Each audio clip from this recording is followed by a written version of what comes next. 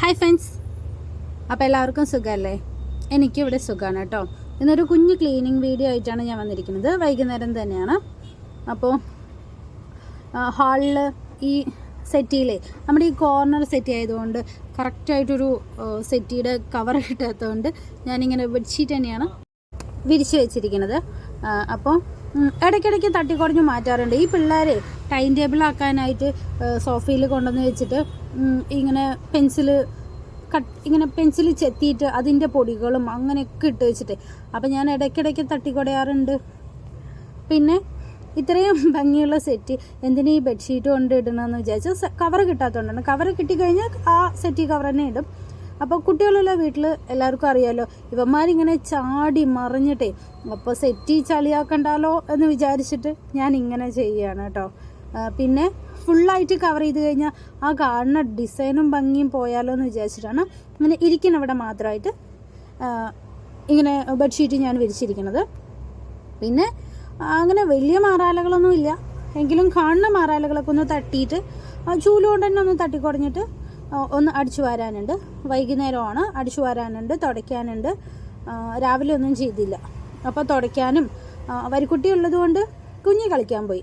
School വിട്ട് വന്നിട്ട് തന്നെ ഗ്രൗണ്ടിൽ പോകണമല്ലോ. അപ്പോൾ കുഞ്ഞ് കളിക്കാൻ പോയിട്ടുണ്ട്. വരിക്കുട്ടി പിന്നെ ഞാനിവിടെ ഉണ്ടെങ്കിൽ എൻ്റെ കൂടെ തന്നെ ഉണ്ടാവും. അപ്പോൾ വരിക്കുട്ടിയുടെ അടുത്ത് ഞാൻ വേഗം ക്ലീനിങ് എല്ലാം കഴിഞ്ഞിട്ട് കൈകാലം മോൻ കഴുകി വിളക്ക് വയ്ക്കുമോ എന്നൊക്കെ ചോദിച്ചപ്പോൾ അവൻ പറഞ്ഞു, ശരി മാ ഞാൻ വയ്ക്കാം, എന്നാൽ ചായക്ക് എന്തെങ്കിലും ചെയ്ത് തന്നാൽ മതി പറഞ്ഞു. അങ്ങനെയൊക്കെ ഉണ്ട്. എന്തെങ്കിലും പണി ചെയ്ത് കൊടുക്കുകയാണെങ്കിൽ അതിനവർക്ക് കൂലി കൊടുക്കണം, അല്ലാതെ ഒന്നും ചെയ്യില്ല. ചിലപ്പോൾ ഞാൻ കുഞ്ഞിൻ്റെ അടുത്ത് കുഞ്ഞൊന്നും അടിച്ചു വാരി തരുമോ എന്നൊക്കെ ചോദിച്ചാൽ സമ്മതിക്കില്ല. അപ്പോൾ ഞാൻ പ്ലീസ് എടാ ചെയ്യടാ എന്തടാ എന്നൊക്കെ പറഞ്ഞാൽ അവൻ 50 രൂപ തരുമോ എന്നാൽ ചെയ്യാൻ പറയും. 50 രൂപ കൊടുത്തിട്ട് എന്താ, അങ്ങനെ അരുകും മുക്കൊന്നും എത്തില്ല, വെറുതെ ഒന്ന് എന്തെങ്കിലും ചെയ്തു തരും. അപ്പം എന്തെങ്കിലും ചെയ്തു തരുന്നതായിക്കോട്ടെ എന്ന് വിചാരിച്ചിട്ട് ഞാൻ അവരെ കൊണ്ട് ചെയ്യിക്കാറൊക്കെ ഉണ്ട് കേട്ടോ. ഏട്ടും ചീത്ത പറയും കുട്ടികളെ കൊണ്ട് ചെയ്യിക്കണമെന്ന് പറഞ്ഞാൽ. പക്ഷേ കുട്ടികളിനെയൊക്കെ ചെറുപ്പത്തിൽ തന്നെ ഓരോന്ന് ശീലിപ്പിക്കുന്നത് നല്ലതല്ലേ. ചോറ് കഴിച്ച പ്ലേറ്റ് സിങ്കിലെങ്കിലും കൊണ്ടുവയ്ക്കാനും, കഴുകി വെച്ചില്ലെങ്കിൽ കൂടെ സിങ്കിൽ കൊണ്ടുവയ്ക്കാനും എന്തെങ്കിലുമൊക്കെ ചെറുതായിട്ടൊക്കെ ശീലിപ്പിക്കുന്നത് നല്ലതാണെന്ന് വിചാരിച്ചിട്ട് വരിക്കുട്ടി അങ്ങനെ വിളക്കൊന്നും വെക്കില്ല കേട്ടോ, രണ്ടാളും. അപ്പോൾ അച്ഛ ചീത്ത പറഞ്ഞു, വിളക്ക് വെക്കണം പറയുമ്പോൾ പറ്റിയില്ലെന്ന് പറയാൻ പാടില്ല എന്നൊക്കെ പറഞ്ഞ് ചീത്ത പറഞ്ഞിട്ടുണ്ട്.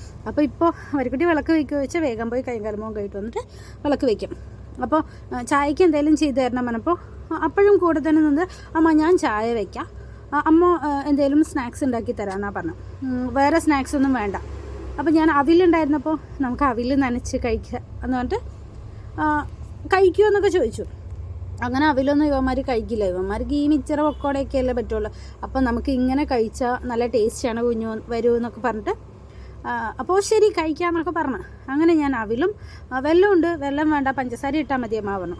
അപ്പോൾ വെല്ലവും പഞ്ചസാരയും തേങ്ങ ചെരുവി ഇട്ടിട്ട് ഒന്ന് നനച്ചെടുക്കുകയാണ്. പച്ചവെള്ളത്തിലൊന്നും നനച്ചില്ല, കട്ടൻ ചായ വെച്ചല്ലോ. വരിക്കുട്ടി കട്ടൻ ചായ വെച്ചിട്ടുണ്ടായിരുന്നു. ആ കട്ടൻ ചായയിൽ കുറച്ച് ചായ എടുത്തിട്ട് ഞാൻ ഇതിലൊഴിച്ച് എന്നിട്ടാണ് ഇളക്കിയെടുത്തത്.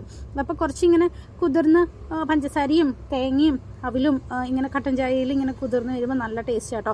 ഇങ്ങനെ കഴിക്കണവരുണ്ടോ എനിക്കറിയില്ല, ഞാനിങ്ങനെ കഴിച്ചിട്ടില്ല. എപ്പോഴൊന്നുമല്ല, എപ്പോഴെങ്കിലൊക്കെ കഴിക്കുള്ളൂ. അപ്പോൾ ഇന്നിങ്ങനെ കട്ടൻ ചായ ഒഴിച്ച് മിക്സ് ചെയ്ത് കഴിക്കാമല്ലോ എന്ന് വിചാരിച്ചിട്ട് കഴിക്കാൻ അമ്മയും മോൻ്റെയും പണിയൊക്കെ ഒരുങ്ങിയിട്ടേ സീറ്റോട്ടിൽ വന്നിരുന്ന് കുറച്ച് നേരം വരിക്കുട്ടിയുടെ സ്കൂളിലെ വിശേഷങ്ങളും കാര്യങ്ങളും എല്ലാം പറയാനുണ്ടല്ലോ. അപ്പോൾ ഇങ്ങനെ ഓട്ടോയിൽ പോണതിൻ്റെയും എല്ലാം പറയും കേട്ടോ. രാവിലെ മുതൽ വൈകുന്നേരം വരെയുള്ള കാര്യങ്ങളൊക്കെ ഞാൻ കൂടെ ഇരിക്കുകയാണെങ്കിൽ ഇവരെല്ലാം പറയും. അപ്പോൾ അതെല്ലാം കേട്ടുകൊണ്ടിരിക്കുകയാണ്. ആശാൻ ഇങ്ങനെ ദേഷ്യമൊക്കെ വന്നിട്ടേ സ്കൂളിലെ ഓരോ കാര്യങ്ങൾ പറയുമ്പോൾ പിള്ളേരുടെ കാര്യങ്ങളോ എന്തെങ്കിലുമൊക്കെ പറയുമ്പോൾ ദേഷ്യമൊക്കെ വരും. അപ്പോൾ അങ്ങനെ ദേഷ്യം വന്ന് അമ്മയും മോനും കൂടെ കഥയൊക്കെ പറഞ്ഞിരുന്ന് ചായ കുടിക്കുകയാണ്. ചായയും അവിലും കൂടെയാണ് കേട്ടോ.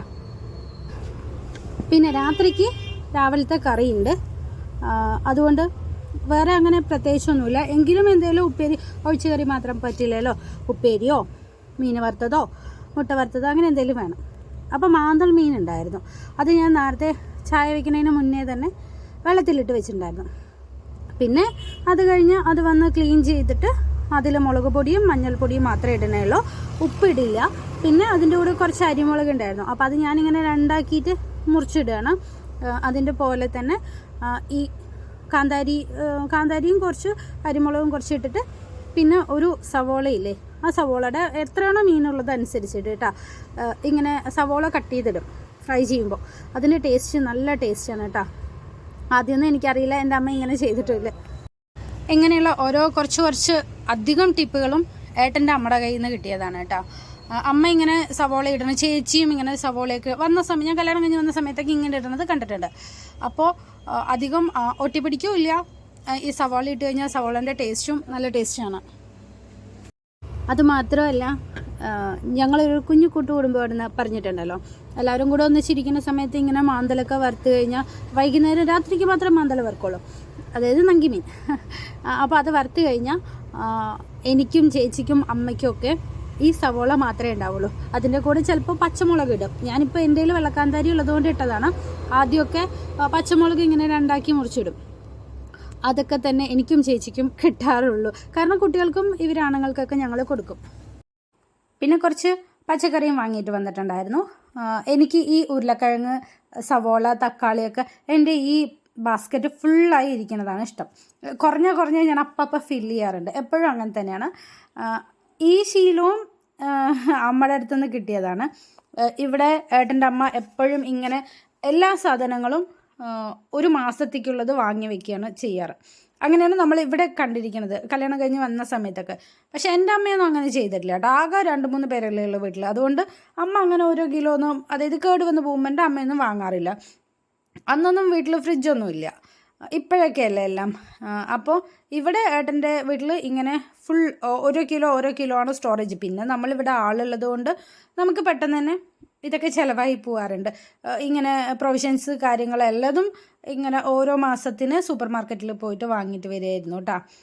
ഇവിടെ ഇപ്പം ഞാനും ഇങ്ങനെ തന്നെയാണ് ചെയ്യാൻ ശ്രമിക്കുന്നത്. പക്ഷെ നമ്മുടെ ഓരോ ബുദ്ധിമുട്ട് കാരണം നമുക്ക് അങ്ങനെ ഫുള്ളൊന്നും വാങ്ങാൻ പറ്റില്ല.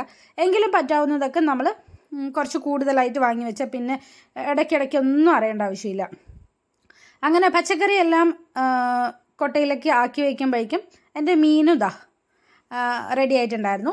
അതൊക്കെ ഒന്ന് മറിച്ചിട്ട്, എന്നിട്ട് അധികം എണ്ണയൊന്നും ഇല്ലല്ലോ, അപ്പോൾ അതിൽ തന്നെ ഞാൻ മൂടി വെച്ചിട്ടുണ്ടായിരുന്നു.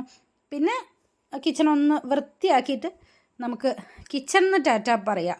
അധികം സമയമൊന്നും ഞാൻ പറഞ്ഞല്ലോ എനിക്ക് കിച്ചണിൽ നിൽക്കണ ഇഷ്ടമല്ല. പെട്ടെന്ന് തന്നെ ചോറ്, കറി, മീൻ വറുത്തതും കൂടെ റെഡിയാക്കി. അപ്പോൾ ഞാൻ പറഞ്ഞു വന്നത് ഞാൻ പറഞ്ഞില്ലേ എങ്ങനെയും സെറ്റിയിൽ ചളിയാവും എന്നുള്ളത്. ഈ കിടപ്പാണ്, കാല് മുകളിൽ വെച്ചിട്ടേ കിടക്കുള്ളല്ലോ. അപ്പോൾ എങ്ങനെയും കാലിലെ ചളി ഇവന്മാർ സെറ്റിയിലാക്കും. അതുകൊണ്ടാണ് ഈ ബെഡ്ഷീറ്റ് വിരിക്കുന്നത് കേട്ടോ. വേറെ അതന്നെ കോർണർ സെറ്റി ആയതുകൊണ്ട് നോക്കിയിട്ടില്ലല്ലോ, വേറെ കിട്ടണില്ല. ഇങ്ങനെ കറക്റ്റ് കോർണറായിട്ട് തന്നെ ഇങ്ങനെ കോർണർ സെറ്റിക്കുള്ള ഷീറ്റ് കിട്ടാത്തതുകൊണ്ടാണ്. ഇപ്പം തൽക്കാലം ഇങ്ങനെ പോട്ടെ എന്ന് വിചാരിച്ചിട്ട് ഇങ്ങനെ ഈ ബെഡ്ഷീറ്റിനെ തന്നെയാണ് വിരിച്ചിടാറ്. പിന്നെന്താ, പിന്നെ വലിയ യുദ്ധമല്ലേ.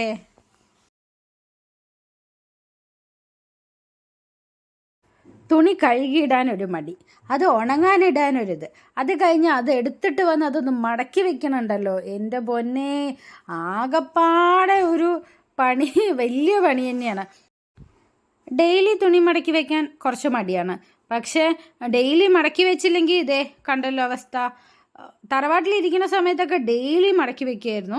ഡെയിലി എല്ലാം കറക്റ്റ് ഉണങ്ങാനിടലും കഴുകിയിടലും അതെടുത്ത് മടക്കി വെക്കലും എല്ലാം കറക്റ്റായിരുന്നു. ഇവിടെ വന്ന പിന്നെ ഇങ്ങനെ ഒരു ദിവാൻ ഇങ്ങനെ കിടക്കണം തുണികളിട്ട് വയ്ക്കാനായിട്ട്. മടക്കി വയ്ക്കാൻ മടി. പിന്നെ പറ്റാവുന്നതൊക്കെ കുറച്ച് ഇവരെ യൂണിഫോമും ഏട്ടൻ്റെയൊക്കെ വേഗം ഉള്ളതൊക്കെ മടക്കി വയ്ക്കും. പിന്നെ എൻ്റെ നൈറ്റി കാര്യങ്ങളൊക്കെ അവിടെ കട. പിന്നെ അതിനെയൊക്കെ ഒരുവിധം മടക്കി എടുത്തിട്ട് ഞാൻ അപ്പുറത്തെ റൂമിൽ കൊണ്ട് വയ്ക്കാൻ പോവുകയാണ്, അപ്പുറത്തെ റൂമിലത്തെ ഉള്ളത്. അപ്പോൾ വീഡിയോ കണ്ട് ഇഷ്ടപ്പെടുകയാണെങ്കിൽ ലൈക്ക് ചെയ്ത് സബ്സ്ക്രൈബ് ചെയ്ത് കൂടെ ഉണ്ടാവണേ.